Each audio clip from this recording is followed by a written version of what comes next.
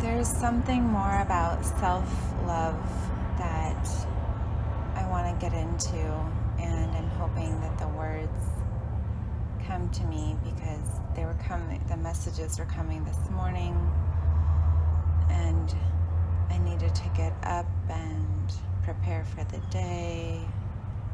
But now that I'm back home and going to do my morning invocation, I wish that I had taken notes. So, advice to myself and the rest of you, that just jotting down a simple note is helpful, even if you think you're for sure going to remember something. You will remember it, just maybe not at the time that you revisit it. But the self-love aspect was, again, last night I was really tired and I didn't do the things that I've been telling myself I will do, and it comes back right away, that thing that attacks something that I love very much. And when I say attack, I mean it's like this, it's a worry voice, it's a fear voice, it's like I don't even want to think about these things maybe happening, and so it feels like I am, by worrying, creating an attack, and I don't like that at all. And I'm in the process of trying to make peace with that. At the same time, I'm also realizing that it comes up when I am not doing what I am supposed to be doing, when I am not honoring the things that I have recently been in touch with my inner child, as far as, and by inner child I mean the 16-year-old as well, and like every iteration of myself in this cycle in this process of growing up, all those things that they now want to come in, step into being. It's like I'm making this invitation, but then I'm closing the door, and it's, I'm sure, frustrating for them. It's frustrating for, those aspects of me is what I mean when I say them.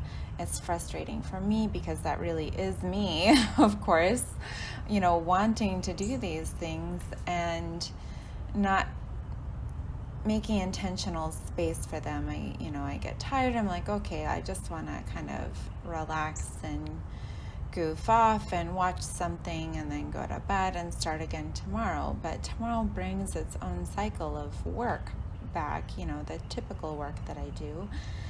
And so this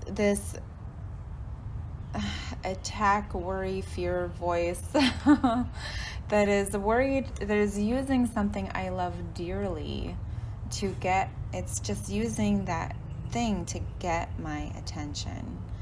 And it works. It's using that because it works, because it does get my attention, and I know that it's doing that in order to propel me to do something. It's like this morning I was thinking, it's almost like being across the room from someone, torturing somebody you love so that you'll do the work that you need to do. And that's not a very nice way of characterizing this, because it is spirit, but really the torture is just my own,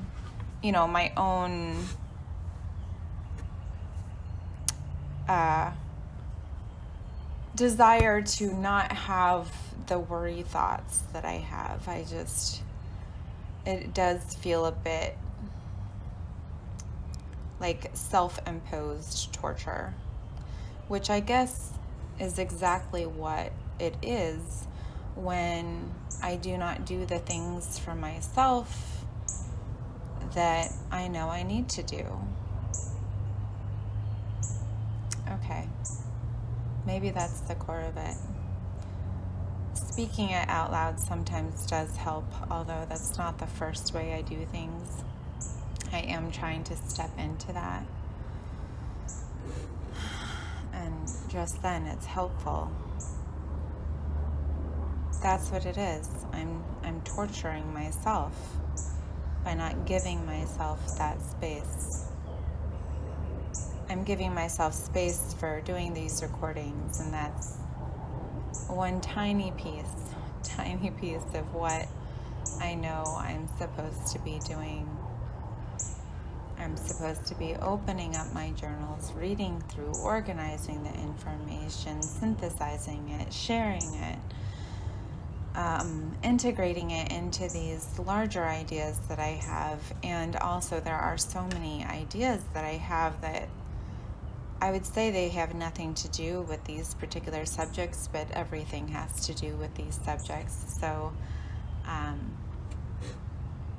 the end of the day, whichever day it will be, they're all going to be somewhat related to each other in this, in the connectivity of the networks that we live within. And there's just so many areas to improve, and maybe you're exactly the same way. You see things and you're like, oh, if they tweaked it here or there, if they improved this or that would make it better. Oh, that's an idea. I should write it down and maybe share it with somebody there.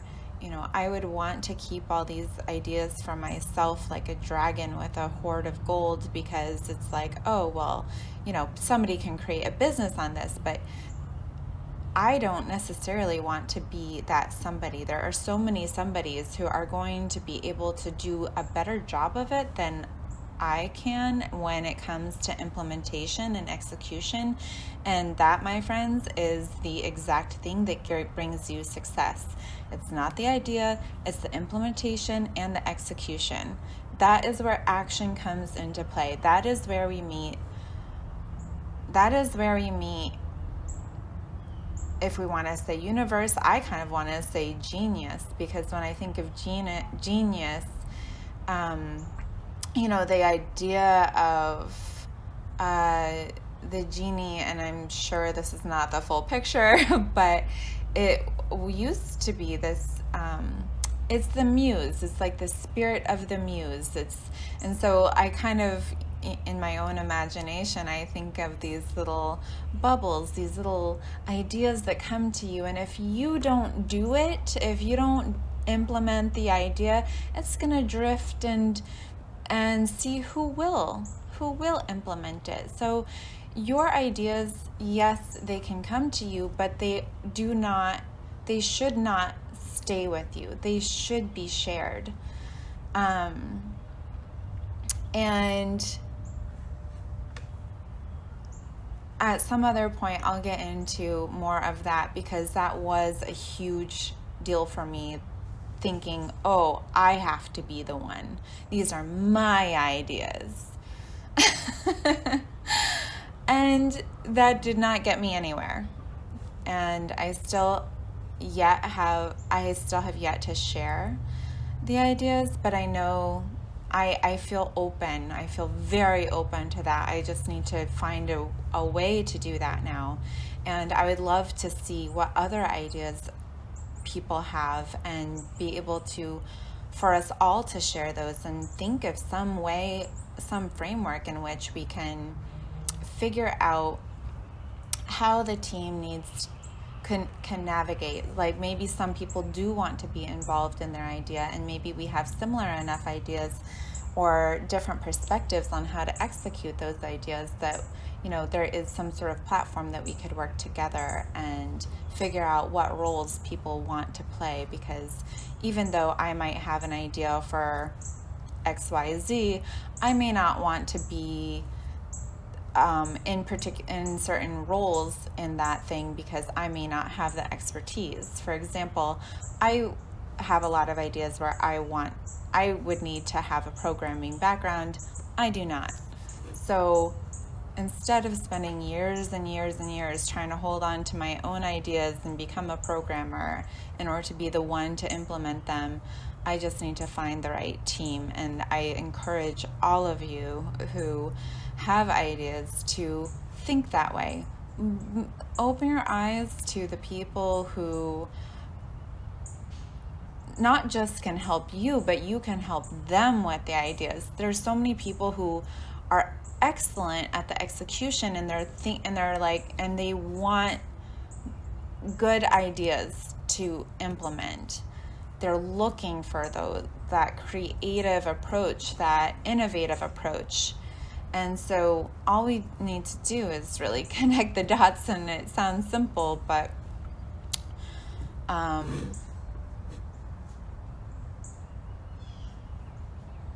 maybe it isn't that difficult to find the right people. Maybe it is not that difficult. I mean, it's challenging for me because I recluse myself. I am a bit of a hermit. So honestly, this COVID situation, bringing a lot of things online so that I can participate in classes through my computer that otherwise would be forced to be in person, has been really a silver lining for me. I wouldn't have been able to attend those meetings otherwise, either due to time constraints or what have you, but I also would have to get over that part of myself that's like, oh, I have to deal with people, and I have to spend time by myself afterwards in order to just, I think there's enough people that know what I'm talking about that I don't need to say. Just need that time that you need to recharge. You have to involve that, and yes, you sometimes have to do that online as well.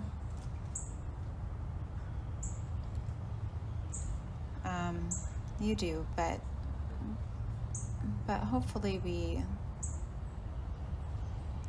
use these silver linings to our advantage. Maybe create something where we can find the people who are on our wavelengths. Right now, there's so much inundation of things that we don't necessarily need to pay attention to that it's hard to find the things, or it's a bit more challenging to find the things that we truly want. And so last night I kind of went off on a tangent about search terms, but getting specific about what you want is going to help, and then putting it out there in some tangible way so that people can find you. I literally have just been saving people who I connect with.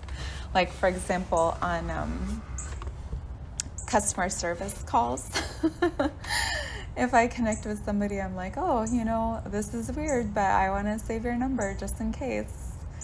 And so now I have all these numbers in my phone, and what am I going to do? I mean, there's so many people with talents that are not being put to use, because we're in this phase of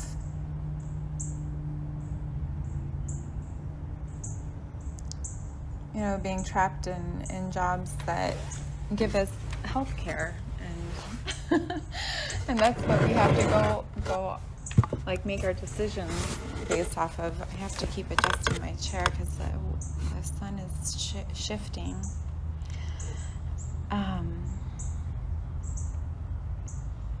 I usually sit on the ground, but I haven't been doing my workouts lately, which I do need to be, but I've been somewhat making up for it by actually sitting up straight and keeping good posture, and that does help a lot over time. It also helps with your energy in the day, being able to flow a bit. When I notice that my posture is crumbling, that's when I know it's time to take a break. Do I give myself that break always? Maybe not. Maybe I just go and do the other thing that I need to do. But sometimes I do. I am getting better at that. Anyhow, this self-love.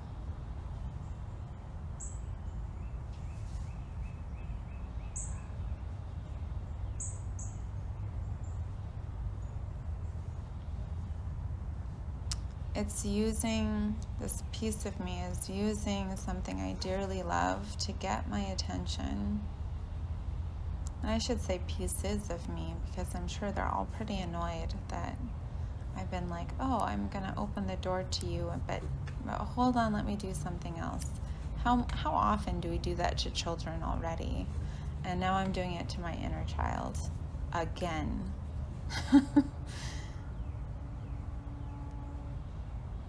And yes, they have every right. I have every right to be annoyed with myself, and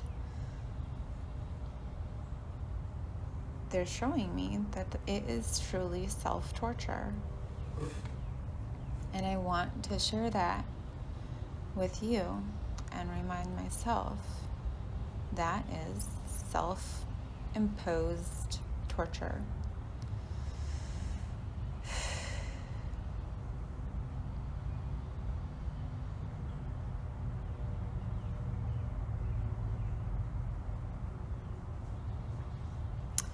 But the other piece in that, the part that it's using this piece that I love dearly, but that piece I love dearly, I love so much that it can cause that type of pain that does feel like torture.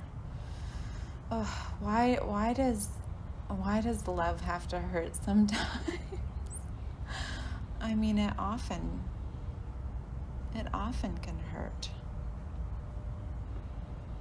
You know, just being a parent, you love your children, but it is painful to be a parent. In small ways and in large ways, you know. I don't need to explain much of that if you are a parent, and if you are not,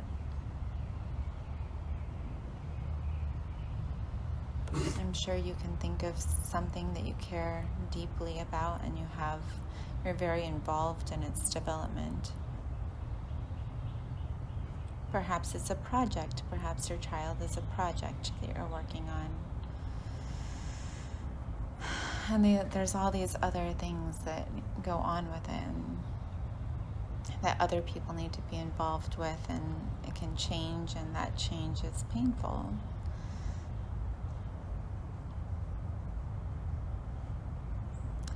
But I realized in seeing how much I love this thing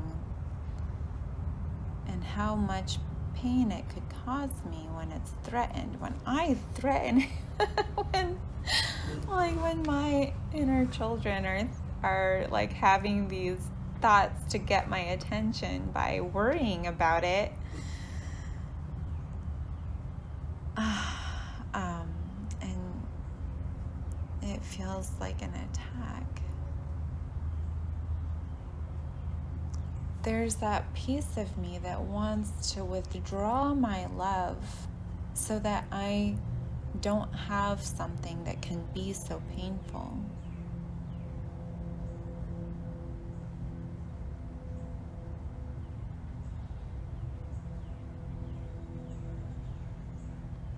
And there's another piece to that. There's that other piece that is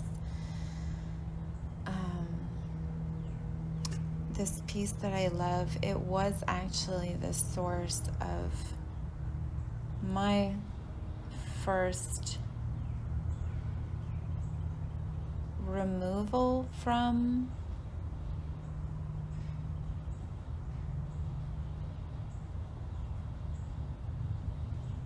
the type of attention, like the loving attention, but also bringing in more love. And it was like a piece of me immediately recognized that this could be a great source of pain because I love it so much.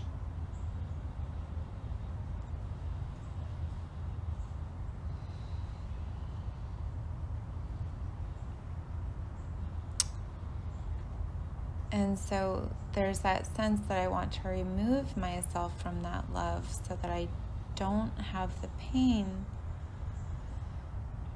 that could be associated with it. But if I distance myself from it in that way, I'm not bringing it into myself. And if I'm not bringing it into myself,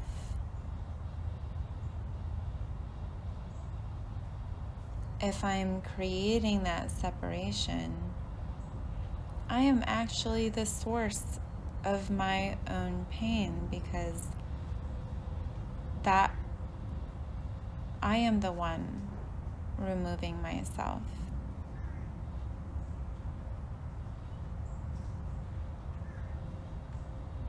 from it to not have pain, but I'm creating it in that moment. And how that applies to self-love is that if you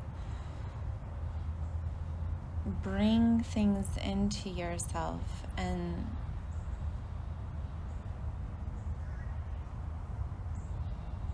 maybe it's that it hurts to love yourself. maybe that's the process that I'm going through it. That's the pain point.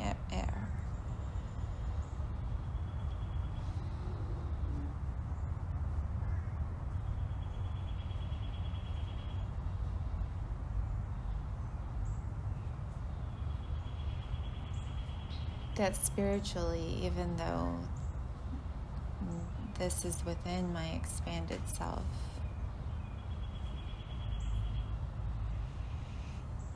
there's this process. We're in the process of learning to love all the things that come up when we feel that separation. And yesterday I recorded how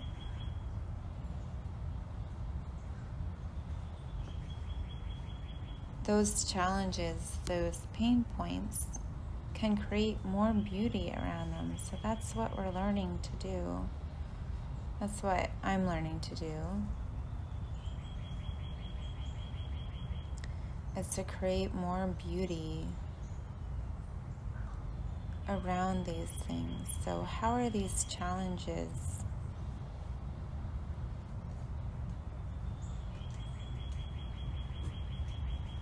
how can I use those inclusions in my own, geological development to create a more beautiful stone, crystal self?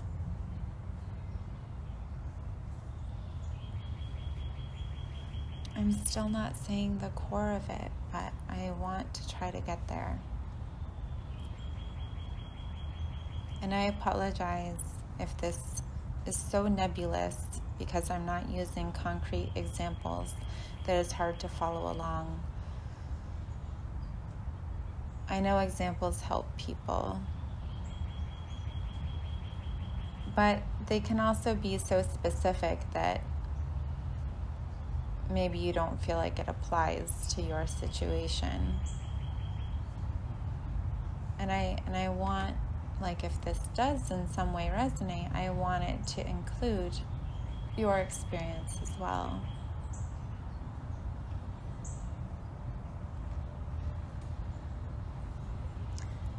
Just to invite you to look at those things, invite myself to look at those things. And how beautiful it is that something that hurts can also be something that creates more beauty and is a call to action and is the call to look more deeply at yourself. And it's just amazing how life can have so many different messages given within the allegory of your living. It can be used in so many different ways. So when we are looking at opportunities, when we're looking at challenges, which are also opportunities,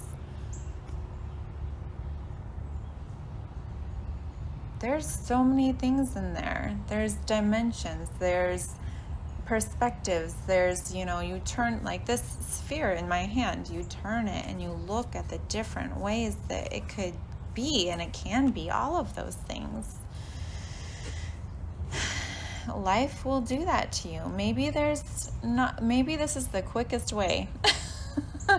Maybe that's why we're here. This is like the quickest way that to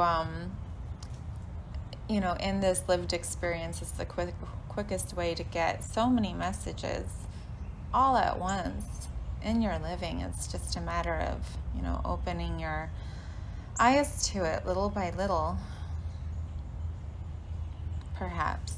Try it and tell me what you think. Tell me what your experience is. If you want, you can message me.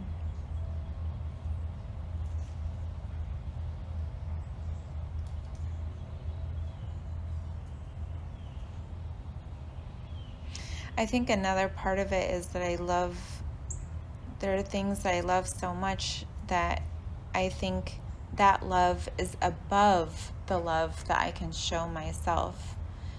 And that is where the real fall is. That is like, I literally, even though I do not consider myself a part of this religion anymore, growing up,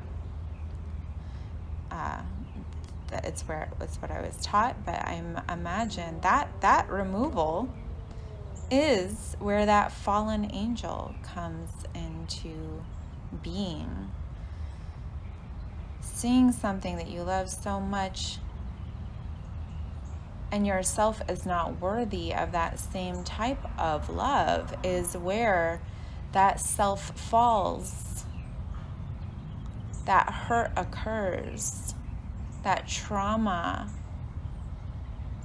embeds deep, deep, deep within, and that's where that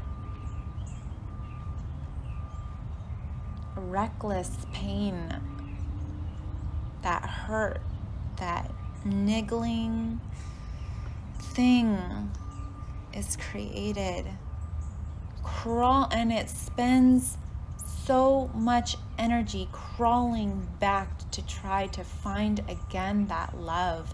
And it's that is trying to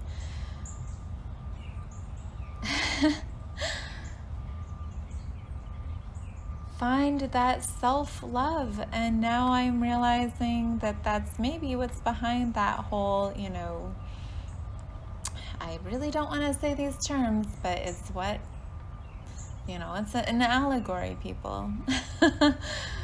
Like the Satan coming back into God's love. But the God is the self, and Satan is the part of yourself that you removed from your own self-love, that you determined that you are not totally worthy of that other love. And that is where we create the pain. That is where we create the fall.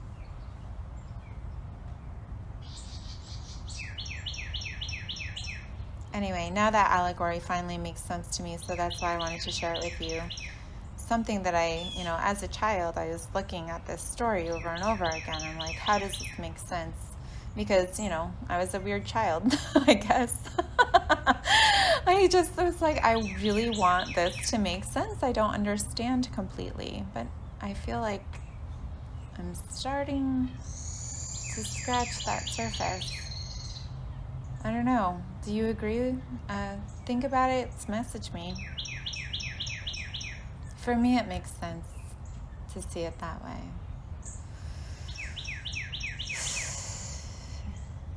And to see that, being saved is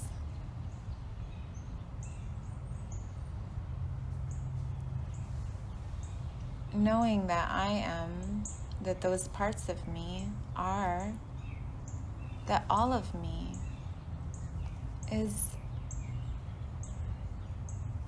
worthy of the type of love I would give something else, because there really is not that separation. However, those things that we love so much, instead we can see them as clues to self-love. We can see them for what they are, like, this is how intensely you can love yourself. And you are never separated. Don't be afraid of pain and thereby create it for yourself.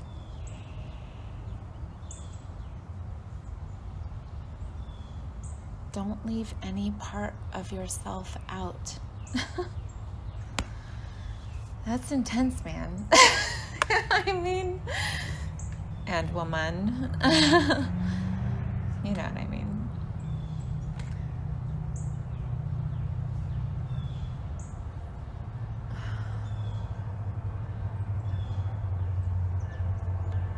Yeah.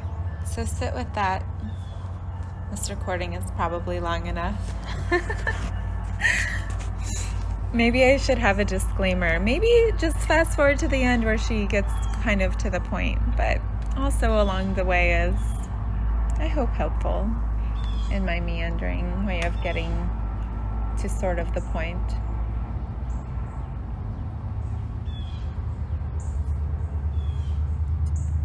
So know that there is this creature out here sending you love, knowing that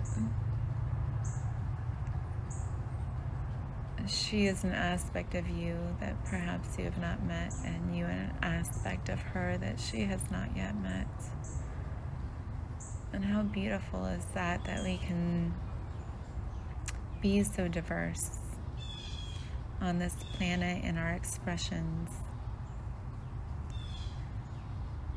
and always be able to discover new stuff. There's always a bit of an adventure. Why play it safe when you can have an adventure? We don't tell stories about safe stuff. But we can choose more beautiful adventures instead of the conflicts. There are more beautiful conflicts. There are more beautiful challenges.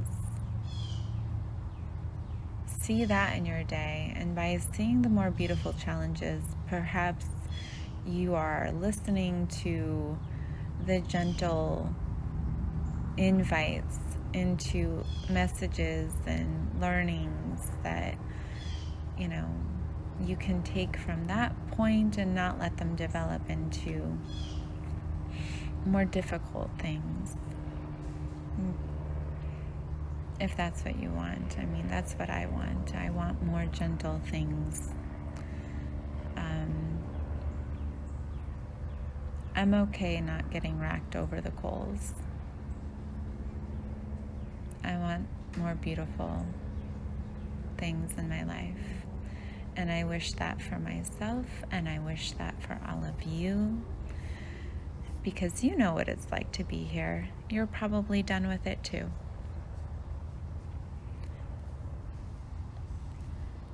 Open your eyes to the opportunities. Know the power of your words, the power of your actions, the things that you do and do not do. And know that you are here to choose everything, every interaction. You are a part of that, and you can choose. That is your power. A part of it, just a part. But it is powerful. All right, signing off.